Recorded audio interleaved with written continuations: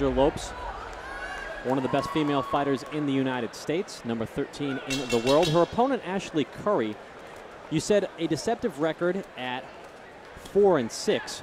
Curry, also deceptive about her, is that she normally competes in the 135-pound lightweight weight class. She weighed in with her clothes in yesterday, was eating food, whereas on the contrary, Alexandra Lopes opined to me, I can't wait for this weigh-in to be over so I can get an iced coffee. You know what the best part of the weigh-in yesterday? Alexandra's mother-in-law brought chocolate chip cookies, and they were homemade and gave them to me right in front of Ola right before she weighed in. So I got to enjoy chocolate chip cookies while Ola had to suffer losing weight and then stepping on the scale. Another interesting fact here about Ashley Curry, she has fought in Atlantic City, Indiana, Missouri, Iowa, Kansas, and now Rhode Island. She is the road warrior. She has gloves and will travel. Her manager is heavyweight Galen Bad Boy Brown. They both hail from St. Joseph, Missouri. Galen Brown, if you recall, actually fought here at Twin River in 2010 against Mariusz Wach in what was his CES debut. So they share the same philosophy. Tell us where there's a fight, get us a plane ticket, we'll be there. Ashley Curry was knocked out in her pro debut by Melissa Perez back in 2009. At that time, Perez was 4-1. Then she beat her 2 years later when Perez was 7-3. So Curry certainly a very, very tough opponent. Lopes, on the other hand, hasn't fought since July when she beat pro debut Kate Aversa. And of course, we now know why she hasn't fought since July, because she's obviously studying for her law degree. And Curry leading with her right, southpaw stance. Not sure if Magziak Lopes has had to deal with that before. She sneaks in a nice right, but Curry shakes her head as if to say that had no ill effect on me. So a full minute to go here in round number 1. Ashley Curry, certainly the most experienced fighter that Magziak Now, I was going to say, I heard fought. the 10-second clap with 1 minute, 10 seconds to go. Here's what's happening. In female boxing, rounds are only 2 minutes long. So our on-screen clock a little bit altered. And that is a fact that did not come to my mind until I heard the 10-second clapper with 1 minute, 10 seconds to go on our on-screen clock. I thought I heard the clapper too, and I'm thinking to myself, someone's messing with my headset if they're clapping for 10 seconds left. Regardless, we're sorry for the miscommunication there with the round clock. Regardless, this I saw our director give you a WTF look, Pat, at that moment. I actually think that was probably my bad. I think he might have actually asked me if all the rounds were 3 minutes, and I think I gave him an affirmative. So, producer Mark, Pat will take the blame on that one. Well, nevertheless, it was a good 2-minute round for Alexandra Lopes, as she did wobble Curry a little bit towards the tail end of that frame.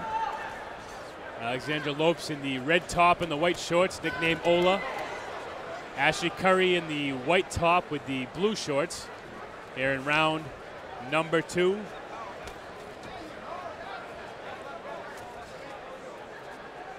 Lopes now living in Mansfield, but as we mentioned, hailing all the way from Poland. As we've seen many times here, Pete, in New England, if you're a Polish fighter who's actually from Poland, the Polish contingent really gets behind their fellow fighter, and it's amazing the way that the Polish fans travel all over New England to see their Polish fighters fight. CES needs to do a show of all Polish and Irish fighters, and I think everyone from New England would be there from those respective It'd be all of Boston and all of New Jersey in one arena. Perhaps a common ground like Mohegan Sun would be a good place for that. Of course, I like the Twin River as well. And I fit in nicely being Irish myself with a last name like Sullivan. I can sit up here and broadcast. I actually have a Polish last name, yet I'm Irish, so how's that?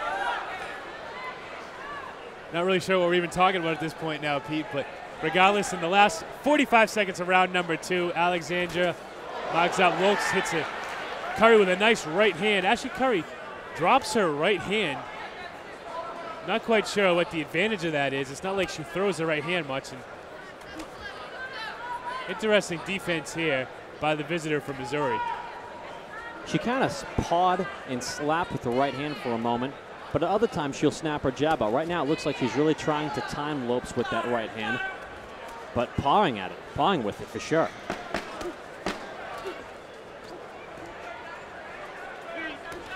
Final seconds here of round number 2.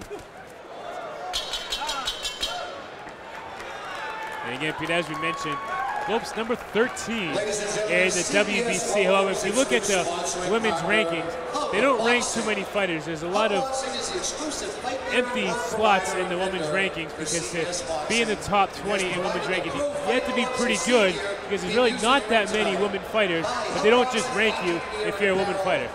That's the advantage of being a female fighter, is that Alexandra Lopes, 6 fights into her pro career, is already world rated. You wouldn't find that with men's boxing.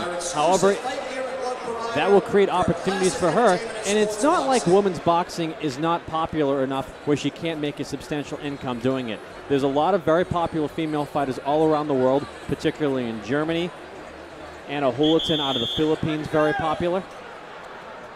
And perhaps Alexandra Lopes could become very popular, not only in her adopted home region of New England, but also with fans internationally in Poland, as you've mentioned, Pat. And you look at some of the female fighters who have had great success here in New England. Jamie Clampett, a 4-time world champion who's fought here at the Twin River Event Center. You look at Missy Florentino and some of the other women boxers who have really done well here in New England. And Alexandra Lopes looking to be the next in line here with a 5-1 record, facing Ashley Curry, who has a very unorthodox style of fighting here, Pete. Certainly does. Her stance reminded me of Ralph Johnson's stance in his fight against Greg McCoy last July on a CES promoted event.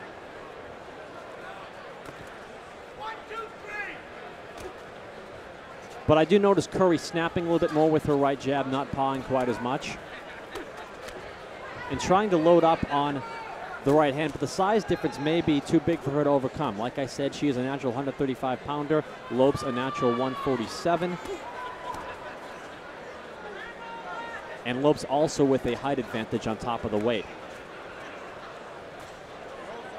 Ashley Curry, a winner of 3 of her last 4, all taking place in 2011.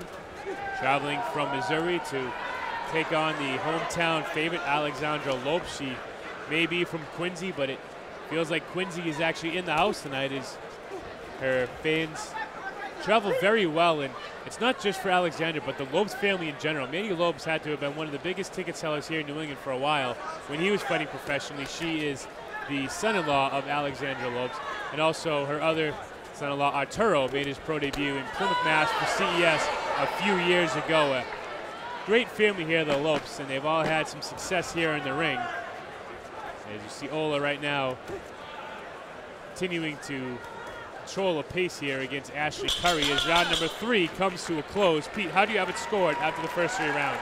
I have Alexandra Lopes ahead 3 rounds to none. I think that she has controlled the pace of this fight and controlled her opponent, Ashley A-Train Curry.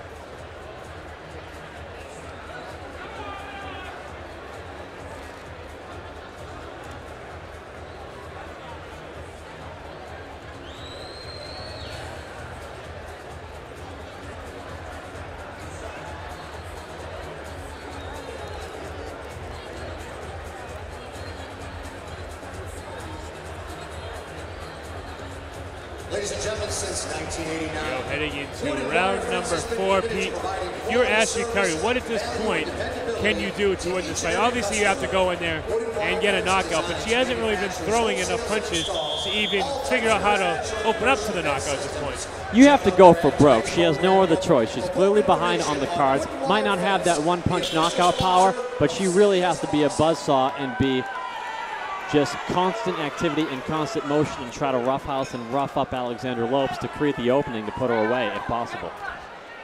Lopes with only 1 knockout in her 5 victories.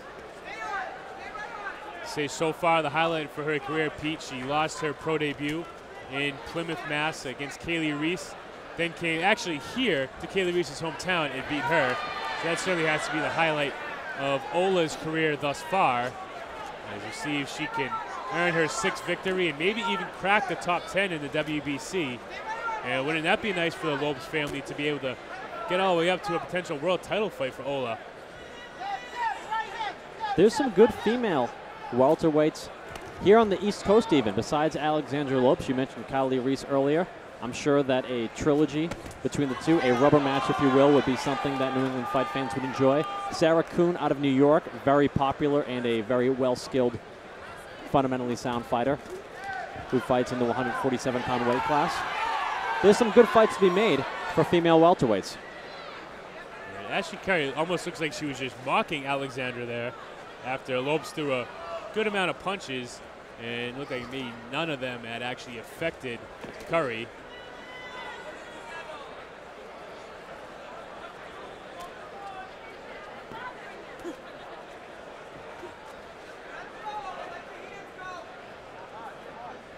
Lopes certainly hasn't been affected too much, Pete, by the southpaw stance of Curry. Really hasn't affected the way she's been able to get inside on her punches. No, Alexandra Lopes has controlled every round of this fight. This fight has amounted to more or less a sparring match for Lopes under the lights and without headgear. She's done an excellent job keeping her opponent at bay, outboxing and outworking her, and Alexandra Lopes, in my opinion, is moments away from walking away with unanimous decision, which will be the 6th win of her career. Ashley Curry, we mentioned, is the typical road warrior mentality. She's fought all over the continental United States, everywhere from Atlantic City to Indiana, Kansas, Iowa, Missouri.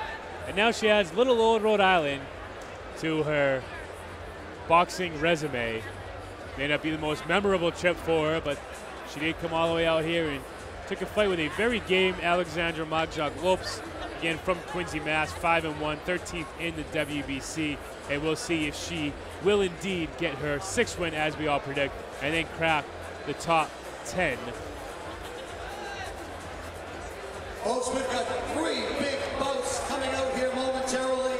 And Pete, I think the big thing in women's boxing, maybe not so much in men's boxing, but in women's boxing, where you can be 5-1 and be in the top 15 in the world, is to stay busy.